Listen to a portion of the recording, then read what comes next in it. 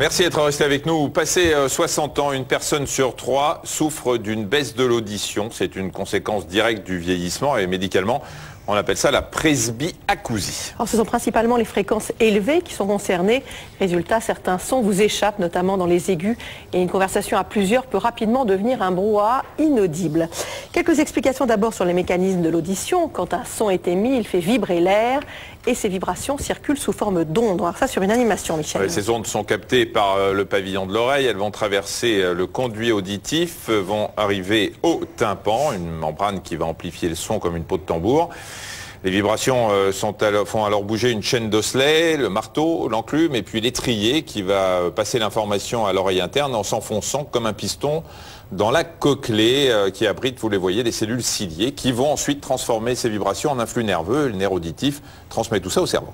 Et ce déficit auditif résulte le plus souvent de l'accumulation de petits effets délétères au niveau de l'oreille interne, au niveau de ces cellules que vous voyez, de ces cellules ciliées, du fait de leur petit nombre. Ces cellules et les neurones de l'oreille interne sont appelés à disparaître peu à peu, entraînant une perte irrévocable d'audition avec l'âge. Pour vous donner une idée, regardez cette représentation de la baisse d'audition en fonction de l'âge. Voilà, alors juste pour que vous repériez bien, ici ce sont les fréquences, on va des fréquences les plus graves jusqu'aux fréquences les plus aiguës, et ici ce sont les décibels qu'on est obligé d'envoyer pour augmenter le volume, pour vous faire écouter les sons. Là c'est une courbe quasi normale à 20 ans, et vous voyez qu'avec l'âge ça va baisser. Pardon. À vos souhaits. J'ai éternué, j'ai le droit. Vous voulez un petit mouchoir? Non, c'est bon. Donc vous voyez qu'avec l'âge, ce sont les fréquences qui prennent, hein, qui baissent, voilà. Et alors, tant que c'est ici, et on va en parler tout à l'heure, ça donne des signes. Ça va aller?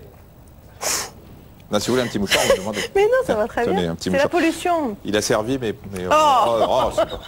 Voilà. Et donc, alors ce qui est important surtout, et on va en parler tout à l'heure avec notre spécialiste, c'est ces fréquences là entre le 500 et le 2000 Hz, parce que c'est là les fréquences conversationnelles, mais déjà là, quand ça baisse, vous voyez, vous avez des signes dans la vie quotidienne. Et pour éviter de se sentir exclu, pour arrêter de tout faire répéter à ses interlocuteurs, il existe des appareils auditifs. On va en parler.